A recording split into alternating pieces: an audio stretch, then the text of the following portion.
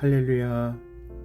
사순절 40일 기도학교 제26장 응답의 실력.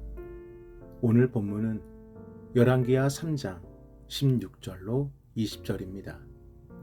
그가 이르되 여호와의 말씀이 이 골짜기에 개천을 많이 파라 하셨나이다.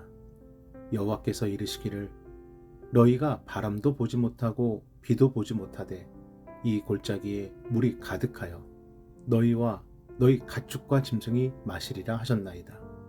이것은 여호와께서 보시기에 작은 일이라.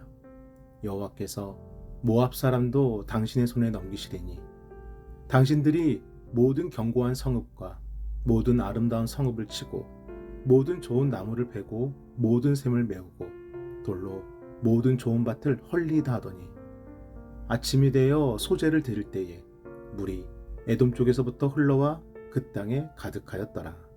아멘. 만약 우리에게 단 한 번의 기도가 허락된다면 여러분은 어떤 기도를 드리시겠습니까? 저는 예수님께서 겟셋마네 동산에서 하신 그 기도를 그대로 붙잡고 기도하길 원합니다. 아버지여, 내 뜻대로 마시옵고 아버지의 뜻대로 하옵소서. 우리의 소망을 구하는 기도가 아니라 하나님의 뜻을 구하는 기도. 우리가 원하는 대로 이루어지는 기도가 아니라 하나님께서 원하시는 대로 응답되는 기도. 오늘도 우리의 삶의 문제 해결은 여기서 시작됩니다. 그래서 우리가 바라는 소망부터 우리가 내려놓길 원하는 문제까지 하나님, 제 소망이 아닌 저를 향한 하나님의 소망은 무엇입니까? 제가 어떻게 해야 하나님께서 기뻐하시겠습니까? 이 문제를 주님께 맡기오니 주님의 뜻대로 풀리기를 원합니다. 먼저 하나님을 찾고 우선 하나님께 구하고 제일 하나님을 신뢰할 때 하나님께서 뜻하신 대로 가장 좋은 길, 가장 선한 길로 인도해 주십니다. 그러므로 예수님께서 구하셨던 아버지여, 내 뜻대로 마시옵고 아버지의 뜻대로 하옵소서. 이 겟셋마네의 기도가 오늘도 우리의 기도가 되기를 진실로 소망합니다. 그래서 오늘 본문은 이처럼 하나님의 뜻을 구할 때 막혀있던 문제가 해결되는 사건을 우리에게 보여줍니다.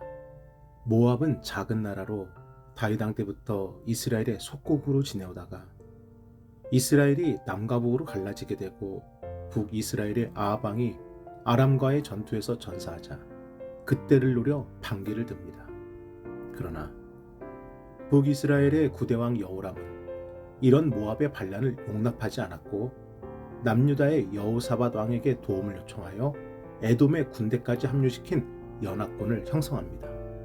그리고 모압을 향해 출정합니다.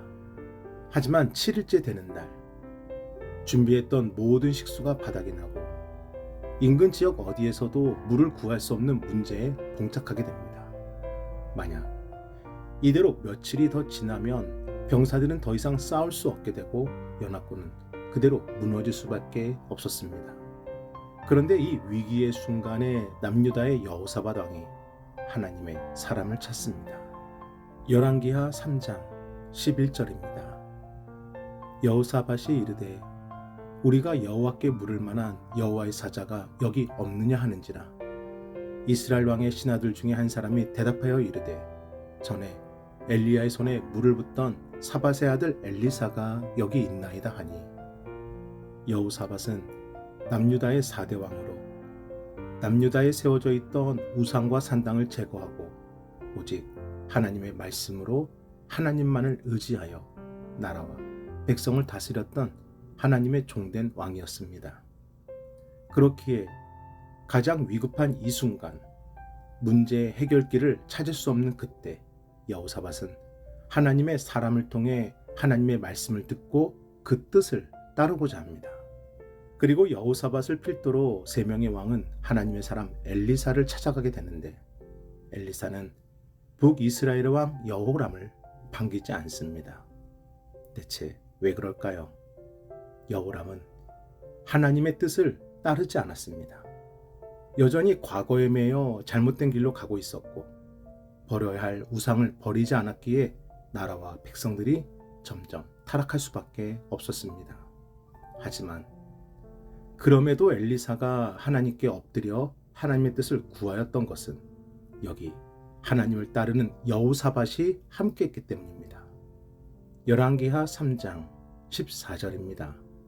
엘리사가 이르되 내가 섬기는 만군의 여호와께서 살아계심을 두고 맹세하노니 내가 만일 유다의 왕 여호사밧의 얼굴을 봄이 아니면 그 앞에서 당신을 향하지도 아니하고 보지도 아니하였으리라. 아멘. 사랑하는 여러분, 한 사람으로 인해 공동체가 그대로 무너질 수도 있었지만 한 사람으로 인해 공동체가 하나님의 뜻으로 다시 일어서게 되었음을 보시길 바랍니다. 우리의 가정도 그렇습니다.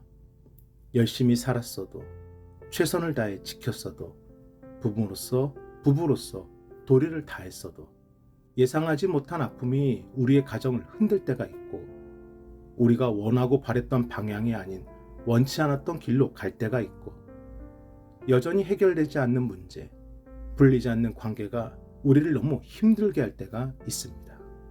하지만 한 사람의 기도를 하나님은 외면하지 않으십니다. 오히려 한 사람의 그 기도를 통해 우리 가정을 지켜주시고 이끌어주시고 여기까지 올 수 있도록 붙들어 주셨습니다.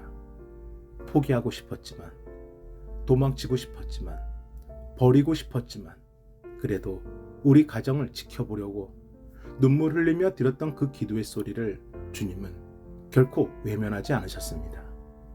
사랑하는 여러분, 다시 한 번 더 인생의 길이 안 보일 때 문제를 만났을 때 여호사밧과 같은 마음으로 결단을 하게 되길 주님의 이름으로 축원합니다.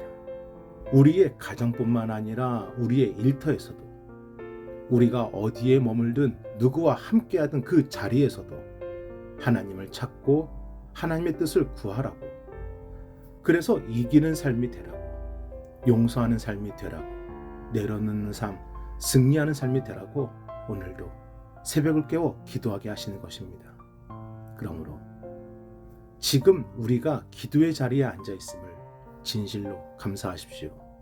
하나님은 단 한 사람의 기도일지라도 그 기도를 통해 반드시 우리를 향한 하나님의 뜻을 이루어 주십니다. 기도하고 계십니까? 하나님은 그 기도를 결코 외면하지 않으십니다. 하나님의 뜻을 명확하게 모르시겠습니까? 더 자세히, 더 구체적으로, 더 확실하게 보여달라 구하십시오. 하나님은 하나님의 뜻과 능력과 일하심을 숨기지 않으십니다. 기도의 응답은 하나님께 있음을 믿고 오늘도 함께 기도하는 은혜의 자리, 기도의 자리를 지키기를 주님의 이름으로 축원합니다. 아멘. 함께 기도하겠습니다.